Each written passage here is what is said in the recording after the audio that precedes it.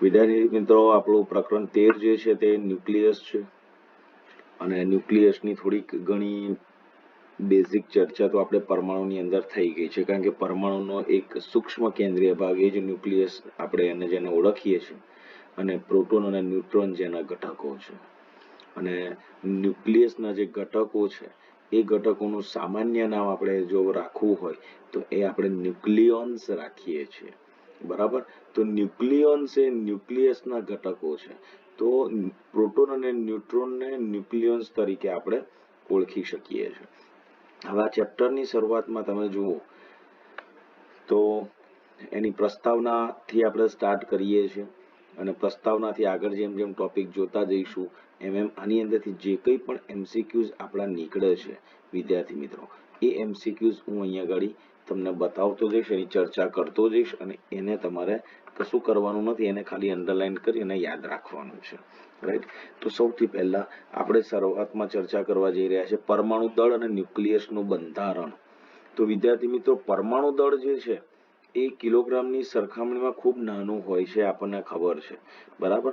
તો એટલા માટે એને આપણે એક વિશિષ્ટ એકમ ન્યુક્લિયર ભૌતિક વિજ્ઞાનની અંદર દળનું એક વિશિષ્ટ એકમ તરીકે એને આપણે વ્યાખ્યાયિત કર્યો, જેને આપણે કહીએ છીએ એટોમિક માસ યુનિટ, અને એની સંજ્ઞા છે યુ, સ્મોલ યુ. બરાબર. તો એ કેવી રીતે લાયા? તો તમને ખબર છે કે કાર્બન પરમાણુનું જે દળ છે એ દળ તમે જુઓ તો એ પરમાણુનું જે દળ છે એ દળ 1.99 ગુણ્યા હવે 10⁻26 kg છે. અને આના પછી આપણે શું કર્યું તો કે આ જે કાર્બન પરમાણુનું દળ છે એના 12મા ભાગને, એટલે કે અનુત્તેજિત કાર્બન પરમાણુ હોય એના 12મા ભાગને આપણે એક એટોમિક માસ યુનિટ તરીકે વ્યાખ્યાયિત કર્યું. અને આ એક એટોમિક માસ યુનિટ જે છે એને આપણે 1U કહ્યું, અને 1U કહ્યા પછી એને આપણે 1U કર્યા પછી એ 1U એટલે એક કાર્બન પરમાણુનું દળ છેદમાં 12મો ભાગ. તો એ આપણે હમણાં જ જોયું કે એ 12મો ભાગ આપણને આ મળે છે, અને એ આન્સર આપણને મળ્યો 1.66 × 10⁻26 kg. ઓકે. તો વિદ્યાર્થી મિત્રો, આ ખાસ યાદ રાખવાનું છે તમારે કે 1U is equal to 1.66 × 10⁻27 kg. આને બહુ જ ફ્રીક્વન્ટલી તમારે એને યુઝ કરવાનું છે, તો તમારે આ ખાસ યાદ રાખવાનું પણ છે.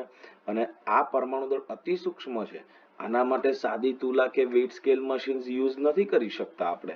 તો પરમાણુનું દળ જે છે એને યુઝ કરવા માટે, એને માપવા માટે આપણે એક ચોક્કસ પ્રકારનું માસ સ્પેક્ટ્રોમીટર યુઝ કરીએ છીએ. તો આ એક તમારું એક એમસીક્યુ બને છે અહીંયા આગળ કે પરમાણુ દળનું ચોકસાઈભર્યું માપન કયા સાધન વડે થાય છે, તો એનું નામ આપણું છે માસ સ્પેક્ટ્રોમીટર. વિદ્યાર્થી મિત્રો, તમે એ પણ ધ્યાન રાખજો કે આ જ વસ્તુ 11મા ધોરણની અંદર પહેલા ચેપ્ટરમાં પણ આનો ઉલ્લેખ છે માસ સ્પેક્ટ્રોમીટરનો, એટલે કદાચ કોઈકને આઈડિયા આવી પણ ગયો હોય કે આ નામ કદાચ તમે સાંભળેલું છે. ઓકે. હવે વિદ્યાર્થી મિત્રો, થોડીક કોઈ બેઝિક કેમેસ્ટ્રી હવે આપણે સમજવાના છે કે એક જ તત્વના આઇસોટોપ્સ, એક જ તત્વના પણ દળમાં જુદા હોય તેવા પરમાણુઓના પ્રકારને આપણે શું કહીએ છીએ? સમસ્થાનિકો કહીએ છીએ. તો સમસ્થાનિકો એટલે એને ઇંગ્લિશમાં આપણે કહીએ છીએ આઇસોટોપ્સ. એટલે તે જ સ્થાન, એટલે કે તત્વનો આવર્ત કોષ્ટકમાં તેઓ એક જ સ્થાનમાં રહેલા છે. બરાબર. અને આવા સમસ્થાનિકો જે છે ને, એકચ્યુઅલી કોઈ પણ તત્વ છે ને એના સમસ્થાનિકોનું મિશ્રણ જ હોય છે. એટલે અહીંયા સ્પષ્ટ ઉલ્લેખ કરેલો છે, તમે જુઓ, વાંચી શકો છો કે લગભગ દરેક તત્વ ઘણા સમસ્થાનિકોનું મિશ્રણ ધરાવતું હોવાનું જણાયું હતું. અને વિવિધ સમસ્થાનિકોનું સાપેક્ષ પ્રમાણ જે છે એ જુદા જુદા તત્વોમાં જુદું જુદું હોય છે. એક ઉદાહરણ આપ્યું છે આપણને કે ક્લોરીન જે છે એ 34.98U અને 36.98U દળના બે સમસ્થાનિકો છે ક્લોરીનને. બરાબર. તો ક્લોરીનનું માસ આપણે શોધવા જઈશું તો આપણને એ આના ભાગ સ્વરૂપે મળશે જ. બરાબર.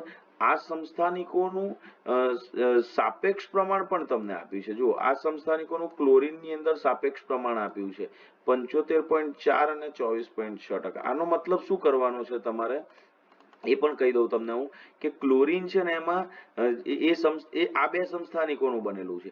એમાં આ જે છે ને 34.98 જે સમસ્થાનિક એનું પ્રમાણ જે છે ને એ તમને અહીંયા આગળ 75.4% છે અને 36.98 છે એનું પ્રમાણ તમારું 24.6% છે. બરાબર. તો એનું સરેરાશ જે છે એ સરેરાશ તમને કેટલું મળશે? તો એ ક્લોરીન પરમાણુનું સરેરાશ દળ આપણને અહીંયા શોધીને પણ આપ્યું છે કે ક્લોરીન પરમાણુનું સરેરાશ દળ જે છે એ બે સમસ્થાનિકોના દળના ભારિત સરેરાશ વેગ મુજબ મળે છે. કેવી રીતે શોધ્યું? તો કે 34.98 કેટલા ટકા છે? 75.4. તો 75.4 ગુણ્યા 34.98 અને 36.98 ગુણ્યા 24.6 ભાગ્યા 100 કરીશું તો આપણને ક્લોરીનનું પરમાણુ દળ આપણને વિદ્યાર્થી મિત્રો મળે છે. તો જે પરમાણુ દળ સાથે સામ્ય પણ ધરાવે છે. ઓકે. એવી રીતે અહીંયા એક બીજું સરસ ઉદાહરણ તમને આપ્યું છે કે સૌથી હલકા તત્વ જે છે હાઇડ્રોજન એને પણ 3 સમસ્થાનિકો આપ્યા છે અને આ ત્રણેયનું પ્રમાણ જે છે ને એમાં સૌથી હલકા પરમાણુ કે જેનું સાપેક્ષ પ્રમાણ 99.985% છે અને એના ન્યુક્લિયસને પ્રોટોન તરીકે ઓળખ્યું. અને પ્રોટોનનું દળ યાદ રાખવાનું છે. માસ ઓફ પ્રોટોન તમારે યાદ રાખવાનું છે, ફ્રીક્વન્ટલી યુઝ થવાનો છે 1.00727 U. ઓકે. હવે 1.00727 U જે છે એનો મતલબ એના ગુણે આપણે 1.66 × 10⁻27 કરીશું તો એ આપણને આ મળશે. એટલે પ્રોટોનનું દળ કેજીમાં તમારે શોધવું હોય તો આ યાદ રાખવાનું છે. એવી રીતે માસ ઓફ ઇલેક્ટ્રોન જે છે એનું પણ દળ યુમાં તમારે ધ્યાનમાં રાખવાનું છે. બરાબર. આ બધી વસ્તુ તમને દાખલાની અંદર બહુ જરૂર પડવાની છે. નો ડાઉટ કે એક્ઝામ્પલ્સ ની અંદર આ બધી વસ્તુ આપેલી હશે પણ ન આપી હોય તો આ બેઝિક વસ્તુ છે. આપણે કેવો પ્લેન્ક કોન્સ્ટન્ટ જે છે કે ઇલેક્ટ્રોનનો ચાર્જ છે એ આપણને કેવું ફ્રીક્વન્ટલી યાદ રહી ગયું, યુઝ કરીએ છીએ એટલે યાદ રહી ગયું છે. તો આના પણ તમે દાખલા ગણશો એટલે યાદ રહી જ જશે. Okay. So no need to worry over here. ચાલો હવે આપણે આગળ જોઈએ છે હાઇડ્રોજનના બીજા બે સમસ્થાનિકો. એટલે આ પણ તમારા એમસીક્યુ છે અહીંયા, ડ્યુટેરિયમ અને ટ્રિટિયમ. એ તમારા હાઇડ્રોજનના સમસ્થાનિક છે. અને ટ્રિટિયમ જે ન્યુક્લિયસ અસ્થાયી હોવાથી કુદરતમાંથી મળતું નથી પણ પ્રયોગશાળામાં કૃત્રિમ રીતે એને ઉત્પન્ન કરી શકાય છે. આ યાદ રાખજો કે હાઇડ્રોજનનો કયો સમસ્થાનિક જે છે એ પ્રયોગશાળામાં કૃત્રિમ રીતે ક્રિએટ કરી શકાય છે, પ્રોડ્યુસ કરી શકાય છે. તો ધેટ ઇઝ ટ્રિટિયમ. અને ડ્યુટેરિયમ આપણને નેચરમાંથી ઇટ ઇઝ અવેલેબલ. રાઈટ. ચાલો હવે બેઝિક વસ્તુ શરૂઆત છે. તમારા ન્યુક્લિયસમાં ધન વિદ્યુતભાર, એ પ્રોટોનનો ધન વિદ્યુતભાર છે. પ્રોટોન એક મૂળભૂત વિદ્યુતભાર છે. આ બધી વસ્તુ તો આપણે ભણેલા છે. ચાલો હવે તમને એ પણ ખબર છે કે પરમાણુઓના ન્યુક્લિયસની અંદર જે પ્રોટોનની સંખ્યા છે એને આપણે કહીએ છીએ પરમાણુ ક્રમાંક. અને આવા પરમાણુના તમને ખબર છે કે પરમાણુ વિદ્યુતભારની દ્રષ્ટિએ તટસ્થ છે. તો એનો મતલબ કે એની અંદર જેટલા પ્રોટોન્સ હશે ઇલેક્ટ્રોન્સ પણ કેટલા હશે એટલા જ હશે. તો જે પરમાણુની દ્રષ્ટિએ તટસ્થ હોય તો જો પરમાણુ ક્રમાંક Z હોય તો પ્રોટોનનો ચાર્જ જે છે +Ze થશે. તો એ જ પરમાણુ વિદ્યુતભારની દ્રષ્ટિએ તટસ્થ હોય તેની અંદર કુલ નેગેટિવ ચાર્જ એટલે કે ઇલેક્ટ્રોનનો કુલ વિદ્યુતભાર પણ કેટલો થાય? -Ze જ થાય. રાઈટ. એટલે અહીંયા આપ્યું છે કે પરમાણુના ન્યુક્લિયસમાં પ્રોટોનની સંખ્યા બરાબર પરમાણુ ક્રમાંક Z જેટલી હોય છે. આ તો તમને લોકોને કેમિસ્ટ્રીમાં બધી ખબર જ છે કે કોઈ પણ તત્વના ન્યુક્લિયસ પર પ્રોટોનની સંખ્યા, ન્યુક્લિયસમાં રહેલા પ્રોટોનની સંખ્યા એટલે એનો પરમાણુ ક્રમાંક. બરાબર. ચાલો હવે થોડીક બેઝિક હિસ્ટ્રી પણ જોવા જઈ રહ્યા છે કે ન્યુટ્રોનની શોધ કેવી રીતે થઈ, ડિસ્કવરી ઓફ ન્યુટ્રોન. તો જુઓ કે ડ્યુટેરિયમ અને ટ્રિટિયમ જે છે, ડ્યુટેરિયમ અને ટ્રિટિયમ એના ન્યુક્લિયસ હાઇડ્રોજનના સમસ્થાનિક હોવાથી તે દરેક ફક્ત એક જ પ્રોટોન ધરાવે છે. અને મેં તમને કહ્યું કે પ્રોટોન એક ધરાવે તો એનું આવર્ત કોષ્ટક, પ્રોટોન ફિક્સ હોય તો એનું આવર્ત કોષ્ટકમાં સ્થાન બદલાય નહીં. એટલે યાદ રાખજો કે ગમે તેટલા આઇસોટોપ્સ હોય એની અંદર પ્રોટોનની સંખ્યા કેવી હશે? સમાન જ હશે. તો હાઇડ્રોજન, ડ્યુટેરિયમ અને ટ્રિટિયમના ન્યુક્લિયસોના દળ જે છે એ 1:2:3 ના ગુણોત્તરમાં હોય છે. એટલે કે ડ્યુટેરિયમ અને ટ્રિટિયમના ન્યુક્લિયસ પ્રોટોન ઉપરાંત કંઈક તટસ્થ દ્રવ્યમાન ધરાવતા હોવા જોઈએ. એટલે કે આ તટસ્થ દ્રવ્યમાનનો જે જથ્થો છે એ જથ્થો પ્રોટોનના દળના એકમમાં જ દર્શાવતા લગભગ 1 અને 2 મળે છે. અને આ હકીકત એવું દર્શાવે છે કે કે પરમાણુના ન્યુક્લિયસ પ્રોટોન ઉપરાંતનું જે તટસ્થ દ્રવ્યમાન ધરાવે છે તે મૂળભૂત એકમના પૂર્ણાંક ગુણાંક જેટલું જ હોય છે. This is the law of quantisation, જે આપણને બેઝિકલી ભણી ગયા છે આપણે. અને આવો જ એક અધિતર્ક જેમ્સ ચેડવિકે ચેક કર્યો, ચકાસ્યો અને બેરિયમના ન્યુક્લિયસ પર આલ્ફા કણનો મારો ચલાવવામાં આવે છે ત્યારે તટસ્થ વિકિરણ ઉત્સર્જન પામે છે. અને એવું અવલોકિત પણ કર્યું કે તટસ્થ વિકિરણ જે છે એ વિકિરણ હિલિયમ, કાર્બન અને નાઇટ્રોજન જેવા હલકા ન્યુક્લિયસમાંથી પ્રોટોનને દૂર કરે છે. Actually basically this is the experimental observation જે છે એ પ્રાયોગિક અભ્યાસ છે, બરાબર. અને આ બધા ઉપરથી ચેડવિકે એકચ્યુઅલી આખી હિસ્ટ્રી છે કે એ સમયે તટસ્થ વિકિરણ તરીકે એકમાત્ર ફોટોન જ ડિટેક્ટ થયેલા હતા. એ લોકો પાસે ઇન્ફોર્મેશન જે હતી એ તટસ્થ વિકિરણ તરીકે આ વિકિરણ હિલિયમ, કાર્બન, નાઇટ્રોજન જેવા હલકા ન્યુક્લિયસમાંથી પ્રોટોનને દૂર કરી શકે છે. કોણ? બેરિયમ ન્યુક્લિયસ પર આલ્ફા કણનો મારો ચલાવવામાં આવે ત્યારે તટસ્થ વિકિરણ ઉત્સર્જન પામે. આ વિકિરણ જે છે એ હિલિયમ, કાર્બન, નાઇટ્રોજન જેવા હલકા ન્યુક્લિયસમાંથી પ્રોટોનને દૂર કરે. અને તટસ્થ વિકિરણ તરીકે આ લોકો પાસે ડેટાબેઝમાં only and only one option હતો, ધેટ ઇઝ ફોટોન. તો ઉર્જા સંરક્ષણ અને વેગમાન સંરક્ષણના સિદ્ધાંતો લાગુ પડતા એવી ખબર પડી કે તટસ્થ વિકિરણ જે છે એ ફોટોનનું બનેલું હોય તો ફોટોનની ઉર્જા બેરિલિયમના ન્યુક્લિયસ પર આલ્ફા કણોના મારાથી મળતી ઉર્જા કરતા ખૂબ ઊંચી હોવી જોઈએ, તો જ એ રેડિયેશન એ વિકિરણ જનરેટ થાય, બરાબર. અને ચેડવિકે આ બધા વસ્તુ પર અભ્યાસ કરી અને તટસ્થ વિકિરણ જે છે એ ન્યુટ્રોન તરીકે ઓળખાતા નવા પ્રકારના તટસ્થ કણોનું બનેલું છે તેવું ધારવાનું કહ્યું. અને એના પરથી એમણે ન્યુટ્રોનનું દળ પણ શોધ્યું અને ધેટ ઇઝ 1.00866 EU, રાઈટ. અને તમે જુઓ તો હિસ્ટ્રી એવું કહે છે કે એને ન્યુટ્રોનની શોધ માટે ચેડવિકને ભૌતિક વિજ્ઞાનનું 1935નું નોબેલ પ્રાઇઝ પણ એમને એનાયત થયું હતું. આની અંદરથી જસ્ટ ખાલી તમને એમસીક્યુઝ નીકળે છે કે ચેડવિકે કોણે શોધ કરી ન્યુટ્રોનની, અને ધેટ ઇઝ ચેડવિક. અને ચેડવિકેના આ શોધ પછી ઘણા બધા ક્વેશ્ચન્સ તમારા સોલ્વ થતા ગયા અને એના પરથી ન્યુક્લિયસનું એક બેઝિક બંધારણ આવી ગયું કે એની અંદર રહેલા પ્રોટોનની સંખ્યા જેને આપણે પરમાણુ ક્રમાંક કહીએ છીએ, ન્યુટ્રોનની સંખ્યાને કેપિટલ N કહીશું, અને Z+N એટલે પ્રોટોન અને ન્યુટ્રોનની જે સંખ્યા છે એ સંખ્યાને આપણે પરમાણુ દળાંક કહીશું. આ બધી વસ્તુ તમને ખબર છે, રાઈટ. ચલો, ન્યુક્લિયસના પ્રકાર જે છે એને આપણે ન્યુક્લિયાઇડ કહીશું, રાઈટ. અને એને દર્શાવીશું આ રીતે. નીચે જે રાખીશું સફિક્સમાં એ તમારો પરમાણુ ક્રમાંક હશે અને અપર પ્રિફિક્સમાં જે રાખીશું અપર પ્રિફિક્સમાં જે રાખીશું તે આપણે પરમાણુ દળાંક રાખીશું. અને X એ આપણે જે તે તત્વની રાસાયણિક સંજ્ઞા છે. તો અહીંયા ઉદાહરણ આપ્યું છે કે સોનાના ન્યુક્લિયસને આવી રીતે દર્શાવાય છે. તો 79AU197 નો મતલબ 79 એ ગોલ્ડ જે છે એનો પરમાણુ ક્રમાંક છે કે જે which represents the number of protons in that particular nucleus, અને એટલે કે 79 પ્રોટોન. અને 197 માંથી આપણે 79 બાદ કરીશું તો આપણને 118 મળશે. તો એ આપણા 118 ન્યુટ્રોન થશે. ઓકે, ચાલો નેક્સ્ટ.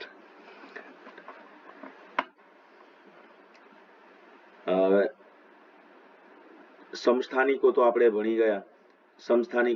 ભણી ગયા કે જેની અંદર પ્રોટોન્સ ની સંખ્યા તમારી કેવી હોય છે? સરખી હશે, બરાબર.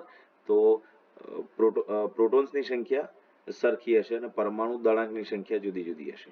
તો આવા જ સમસ્થાનિકોનું બંધારણ સહેલાઈથી સમજાવી શકાય છે.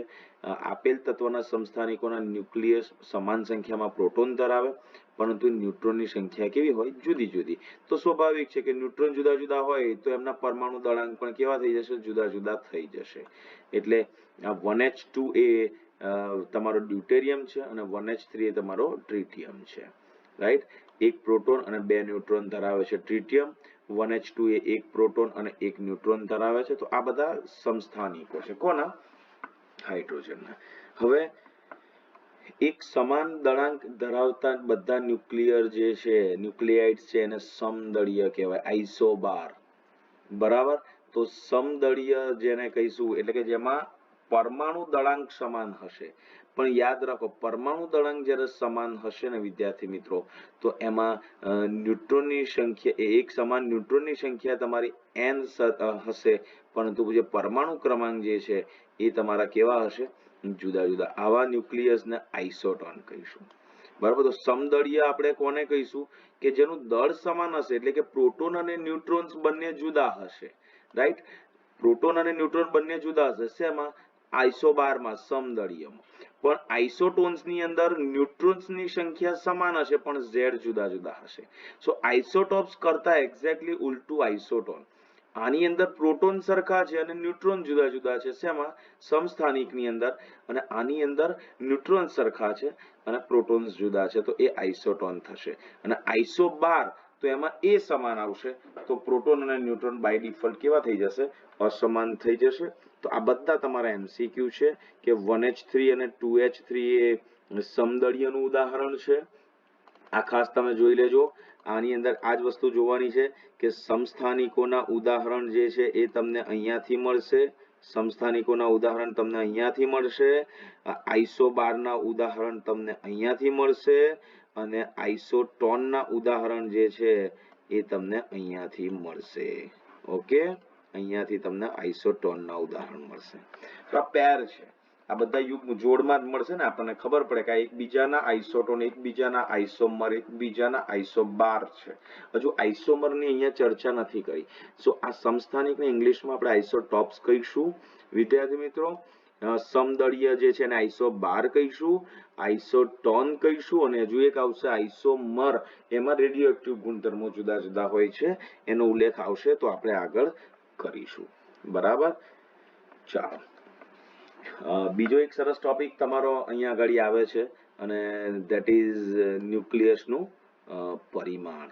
આમ તો ન્યુક્લિયસના પરિમાણ આ વિશે આપણે ઘણું બધું ભણી ગયા છે કે ગાઈગર અને આગળના પરમાણુના ચેપ્ટરમાં કે ગાઈગર માસડનના સોનાના વરખ વડે જે આલ્ફા કણોના પ્રકીર્ણનના જે પ્રયોગો કરતા હતા એ દરમિયાન આપણે સોનાના ન્યુક્લિયસની નજીકતમ જે અંતર હતું, distance of closest approach, A closest approach ઉપરથી આપણે ધાર્યું હતું કે પરમાણુ આલ્ફા કણ જે છે એ ટાર્ગેટ ન્યુક્લિયસની નજીક આટલા અંતર સુધી જઈ શકે છે, અને એના પરથી આપણે છેલ્લે એક એવા કન્ક્લુઝન પર પહોંચ્યા હતા કે આના પરિમાણ જે છે એ આટલાથી આટલા ક્રમના હોવા જોઈએ. રાઈટ. અને ન્યુક્લિયસનું વાસ્તવિક પરિમાણ આપણને મળ્યું એ 4 × 10⁻14 ના ફોર્મેટમાં મળ્યું. એટલે આપણે અહીંયા બીજું કશું ચર્ચા નથી કરવાની આની અંદર, પણ આપણે અહીંયા ખાલી એટલી ચર્ચા કરવાની છે કે આ જે છે એ પરિમાણ, એની જે રેડિયસ છે, ન્યુક્લિયસની સાઇઝ જે છે 10⁻14 મીટરના ક્રમના પરિમાણ એ ધરાવે છે. ઓકે. બીજી વસ્તુ, આ પ્રયોગો ઉપરથી બીજી એક વસ્તુ પણ આપણને મળી કે ન્યુક્લિયસ જે છે એને ચોક્કસ દિવાલ નથી. હવે ન્યુક્લિયસને જો ચોક્કસ દિવાલ વિદ્યાર્થી મિત્રો ન હોય તો તમે વિચારો કે ન્યુક્લિયસને જો ચોક્કસ દિવાલ ન હોય તો ન્યુક્લિયસને ચોક્કસ ત્રિજ્યા પણ હોઈ શકે નહીં. ક્લિયર. અને જો ન્યુક્લિયસને કોઈ ચોક્કસ ત્રિજ્યા ના હોય તો રુધરફોર્ડના પ્રયોગે તો આપણને 10⁻14 મીટરના ક્રમની ત્રિજ્યા આપણને બતાવી, એના પરિમાણ બતાવ્યા, પણ ન્યુક્લિયસ જે છે એ ન્યુક્લિયસ ને ચોક્કસ ત્રિજ્યા નથી. કારણ શું છે? તો કે એનું કારણ એક છે કે ન્યુક્લિયસના કેન્દ્રીય ભાગમાં ન્યુક્લિયસ જે ઘનતા છે એની એ એક સરખા કેન્દ્રીય ભાગમાં એક સરખા મૂલ્યની છે, પણ પછી એ જેમ જેમ બહાર નીકળતા જશે, કેન્દ્રથી જેમ જેમ દૂર થતા જશો એમ એમ પૃષ્ઠના વિસ્તારમાં એની ઘનતા જે છે એ ક્રમશઃ ઘટે છે. એટલે દાખલા તરીકે હું તમને એવું કહી શકું કે આ જો ન્યુક્લિયસ હોય અને આ જો ન્યુક્લિયસ હોય, બરાબર, તો અહીંયાથી એની આ જે આ પોર્શન છે ને એ પોર્શન સુધી આ એકચ્યુઅલી આખું ન્યુક્લિયસ છે, બરાબર, આ ન્યુક્લિયસ છે, પણ એનો જે કોર છે ને એ કોર સુધી શું છે તો કે કોર જે છે એ ભાગમાં ઘનતા સરખા મૂલ્યની છે, પણ વિદ્યાર્થી મિત્રો અહીંયાથી આપણે આગળ જઈશું આ એરિયામાં તો એની ઘનતા ક્રમશઃ ઘટે છે, અને ક્રમશઃ ઘટે છે તો એની આ જે રેડિયસ છે એ રેડિયસ એક ચોક્કસ રેડિયસ મળતી નથી. એટલે ન્યુક્લિયસને ચોક્કસ પૃષ્ઠ જ નથી તો એને ચોક્કસ ત્રિજ્યા હોઈ શકે નહીં અને એટલા માટે એને એક અસરકારક ત્રિજ્યા એની માપવામાં આવી અને એ અસરકારક ત્રિજ્યા જે છે that is r અને r is equal to r0 into a raised to 1/3 અને r0 છે that is કોન્સ્ટન્ટ કારણ કે એ પરમાણુ દળાંક છે અને r0 એ અચળાંક છે આ અચળાંક એ સામાન્ય રીતે 1.1 ફર્મી થી 1.2 ફર્મી સુધી એની એ કોન્સ્ટન્ટની વેલ્યુ આપણે કન્સિડર કરીએ છીએ અને આ r0 જે છે વિદ્યાર્થી મિત્રો એ r0 એ એનું મૂલ્ય જે છે એ કઈ ભૌતિક ઘટનાને અનુરૂપ પ્રયોગો કરવામાં આવ્યા હતા એના પર આધાર રાખે છે એટલે r0 શોધવાના જે પ્રયોગો છે એ પ્રયોગો પૈકી કયો પ્રયોગ છે ને એ પ્રમાણે r0 ની વેલ્યુ જુદી જુદી મળે છે એટલે r0 ની ફિક્સ વેલ્યુ નથી પણ r0 એ સામાન્ય રીતે આપણે કેટલું લઈશું 1.2 ફર્મી હમણાં આપણે લઈશું કારણ કે આપણે જ્યારે દાખલા ગણવા જઈશું ત્યારે r0 આપણને રકમની અંદર આપી જ દેશે ક્વેશ્ચનની અંદર કે r0 તમારે આટલું લેવાનું છે અને જુઓ આનો મતલબ આનો અર્થ એ છે કે ન્યુક્લિયસનું કદ જે છે એ r³ ના સમપ્રમાણમાં હોય કેવી રીતે ખબર પડી કારણ કે ન્યુક્લિયસનું કદ એટલે આ કદ તમારે શોધવું હોય તો કદ તમે કેવી રીતે શોધશો તો કે 4/3 પાઈ r³ તો r ની જગ્યાએ r0 ક્યુબ અને a into a આવશે સો આ r³ ના સમપ્રમાણમાં છે અને a ના સમપ્રમાણમાં છે બરાબર કારણ કે તમે જુઓ કે r ઇઝ ઇક્વલ તમે અહીંયા લખશો કે કદ વોલ્યુમ બરાબર 4/3 પાઈ r³ તો r ની જગ્યાએ તમે r0 into a raised to 1/3 મૂકો તો r0 તમારો ક્યુબ થશે અને a જે છે એ તમારો a 1/3 into ક્યુબ 1/3 નો ક્યુબ કરીશું તો 1 થઈ જશે તો એ a ના સમપ્રમાણમાં છે a ના સમપ્રમાણમાં છે આમ બધા જ ન્યુક્લિયસ માટે યાદ રાખજો બધા જ ન્યુક્લિયસ માટે ન્યુક્લિયસની ઘનતા અચળ છે કે જે a ઉપર આધારિત નથી આ ખાસ યાદ રાખવાનું છે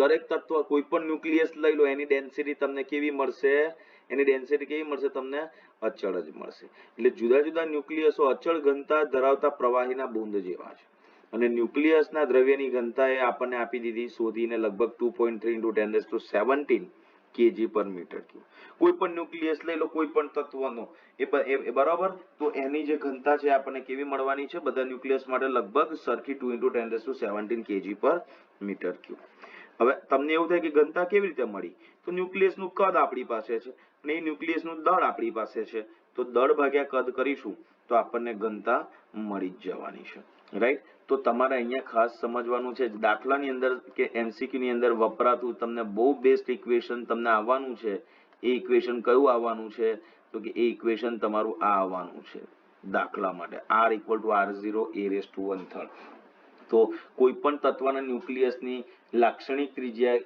તમારે શોધવાની આવશે r તો r બરાબર r0 a raised to 1/3 r0 constant 1.2 fermi રહેશે તમારો ફર્મી એટલે 10⁻15 મીટર આપણને ખબર છે કારણ કે આપણે ભણી ગયા છે 11મા ધોરણની અંદર અને પરમાણુના ચેપ્ટરની અંદર પણ આપણે ભણ્યા છે બરાબર આ ફર્મી છે ઓકે તો આટલું ખાસ ધ્યાનમાં તમારે રાખવાનું છે અને આ ન્યુક્લિયસ રેડિયસ વિશે ખાલી થોડીક ચર્ચા તમારી સાથે કરવાની હતી 10⁻14 મીટરના ક્રમની અને લાક્ષણિક ત્રિજ્યાનું આ ઇક્વેશન તમારે ધ્યાનમાં રાખવાની છે અને જુઓ એક સરસ ઉદાહરણ તમને આની સાથે આપ્યું છે ધેટ ઇઝ ઉદાહરણ 13.1 બરાબર તો જુઓ ઉદાહરણ 13.1 શું કહે છે રકમ શું છે કે આયન લોખંડના ન્યુક્લિયસ માટે દળ તમને આપી દીધું છે 55.85 યુ અને એનો પરમાણુ દળાંક 56 આપ્યો છે તો તેના ન્યુક્લિયસની ઘનતા શોધો વિદ્યાર્થી મિત્રો આ શોધવા માટે મેં તમને હમણાં જ કહ્યું કે ન્યુક્લિયસની ઘનતા એટલે એનું દળ ભાગ્યા કદ તો દળ કેટલું આપ્યું છે એનું 55.85 આપ્યું છે અને એને 1.66 × 10⁻27 કર્યું તો એને કેજીમાં આપણે કન્વર્ટ આ રીતે કર્યું છે ઓકે ચાલો હવે ન્યુક્લિયસની રેડિયસ છે r બરાબર r0 × a raised to 1/3 r0 જો અહીંયા નથી આપ્યું રકમમાં ક્વેશ્ચનમાં r0 નથી આપ્યું તો તમારે r0 યાદ રાખવાનું છે કેટલું 1.2 ફર્મી ઓકે તો 1.2 ફર્મી એટલે 1.2 × 10⁻15 56 ગુણ્યા 56 નો 1/3 આપણે શોધ્યો છે તો એ લોગ થી તમે કરી શકશો કે એલસીડી પણ બહુ શોર્ટ ટ્રીક હોય તો તમને આવડતું હોય તે તમે કરી શકશો. તો એની જે રેડિયસ છે એ રેડિયસ આપણને આમ તો મળી ગઈ છે, પણ બહુ બેસ્ટ વસ્તુ જ્યારે તમને કદ શોધવાનું કે તો આર ની વેલ્યુ તમે ડાયરેક્ટ અહીંયા મૂકી દેશો તો તમારે ઘનમૂળ શોધવાની જરૂર પડશે નહીં. Right. So 4/3 pi, what is r cube? R cube means 1.2 into 10⁻⁻15 into 56⁻⁻1/3. આ મૂકશો એટલે તમને ન્યુક્લિયસનું વિદ્યાર્થી મિત્રો કદ મળે. દળ તો તમને અહીંયા મળી ગયું છે, તો ઘનતા તમને મળશે આટલી. બરાબર, દેટ ઇઝ કેટલી મળી? 2.29 into 10⁻17 kg/m³, જે તમને મેં અહીંયા પણ કહી હતી જ્વારી. ઓકે, તો એ લગભગ તમને કેટલી મળશે? આટલી. તમારે એ પણ ધ્યાનમાં રાખવાનું છે, યાદ રાખજો, તમને જ્યારે અહીંયા કોઈ પણ તત્વની પૂછશે તો આ આન્સર તમને હવે તમે 1 માર્ક્સનો આ ઇક્વેશન યાદ રાખો કે ભાઈ કોઈ પણ ન્યુક્લિયસના દ્રવ્યની ઘનતા આની આસપાસ આ જ મળશે. આસપાસ એટલે 2.3 into 10⁻17 kg/m³ મળવાની જ છે. તો જ્યારે તમને વિદ્યાર્થી મિત્રો આ દાખલો પૂછાય અને જો જવાબ તમારે 2.3 into 10⁻17 kg/m³ ના આવે તો આપણી કેલ્ક્યુલેશનમાં ભૂલ છે એવું કહી શકીએ, આપણે જસ્ટિફાઈ કરી શકીએ છીએ.